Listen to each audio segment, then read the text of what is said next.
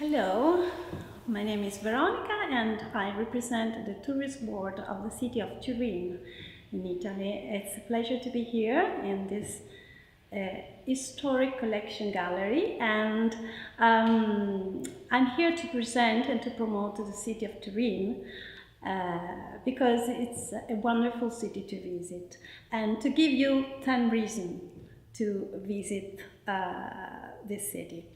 The first one is that Torino was the first capital of Italy before Florence and Rome. So we have a legacy of great buildings, historical museums and locations in which the history of Italy was made. Then we have the Egyptian Museum, that is the second in the world after the one in Cairo, and is also the world's oldest museum about Egyptian antiquity. Another reason to choose Torino is for the National Cinema Museum. It's a unique museum in Italy and also is inside the Mole Antonelliana, that is the symbol of the city. For Christians, Turin is very important also for the Holy Shroud, that is a relic conserved in a coffin inside the St. John's Cathedral, a wonderful building of Renaissance architecture. Then we are very famous for the royal residences, because the kings of Italy were in Torino.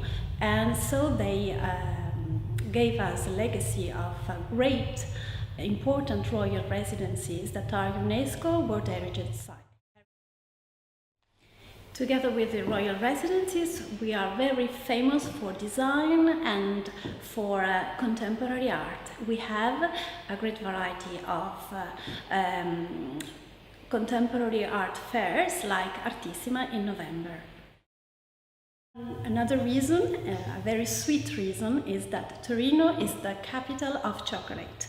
The first solid tablet of chocolate was invented in Torino.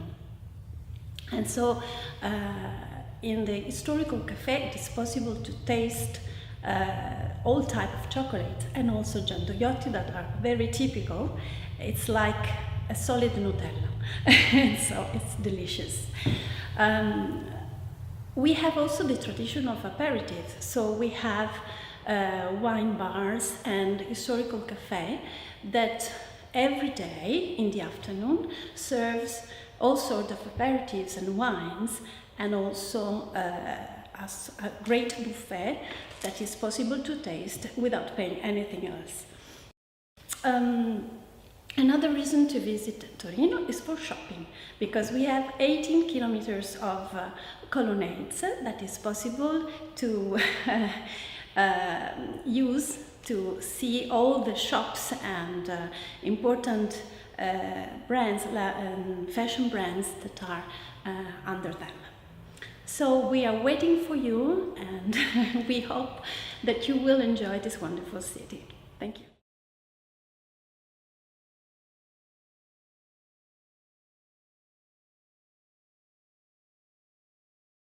Hello, I'm Emanuela and I'm coming from Bra.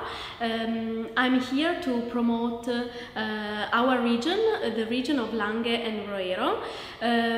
The territory of Langhe and Roero is very famous for the territory itself. I mean, the region is divided by the river Tanaro, which divides the land in two parts. One part on the left is called Roero, and the other part, the right part, is called Langhe. The territory of Langhe and Roero is famous for the history, which is represented for the many castles around the different boroughs and city, such as Grinzane Cavour or Pollenzo or Barolo. Another very important feature of the land is the wine and the food. The entire area of Langhe and Roero is famous for the wine white wines and mostly for the red wines such as Barolo, Barbaresco and Dolcetto. You can find a lot of wineries and a lot of cellars in the different area of Langhe and Roero. And then food. You can find different aspects of food in the region, such as homemade pasta, which is one of the most important features. The traditions wants that people continues to use hands to produce pasta, and so in the different restaurants you will find always homemade pasta. Another very important product is the truffle. You can find mostly in October and November a very important fair, the truffle fair, which gathers people coming all over the world and looking for the precious tuber.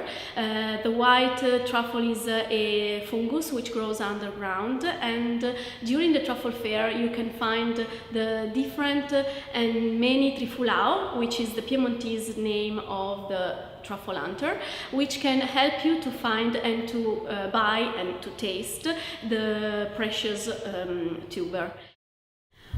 Most important, a couple of years ago, the entire area of Langhe, Roero and Monferrato has been named as UNESCO Worldwide Heritage, and this is very important because it's the territory which was recognized as an important heritage for the area. So we are waiting for you, and we hope to see you soon to visit our area and to admire all the beauties that we have here in Langhe and Roero. See you soon.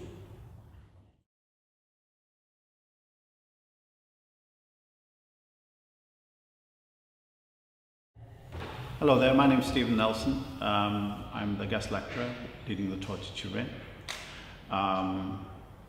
Probably one of the most fascinating cities in Italy, certainly one of the most modern. Turin's responsible for so many different things. And one of the things that drew me to Turin was that I organized an exhibition at the Estorick collection of an art movement called Arte Povera, which was probably the last great 20th century art movement. It's an art movement that came out of a rebellion towards classical art, and it was about making art anywhere, anytime, out of any material. So the word Arte Povera meant not directly, a kind of poor art, a little like cucina povera. And it's one of the many innovative things that have come out of Turin. Famously, it's also the home of the slow food movement. It's also the home of the automobile industry. And one of the things we're going to see there is the Lingotto, which is the most extraordinary structure built by Agnelli. One of the first great production line buildings for car manufacture, where the materials came off the train, the lower ground floor, and they were fashioned into the second floor for the pieces for the car. There they were manufactured, taken up higher till they got to the roof of the Lingotto, and right at the very top of the roof was a racetrack where the cars were tested. They were then driven down and down a ramp where they went straight out into the showroom. I mean, an amazing piece of innovative design.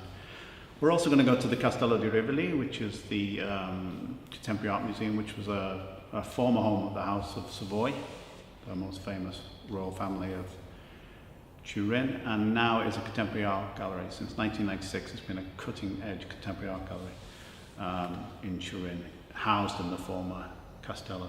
It's quite fantastic.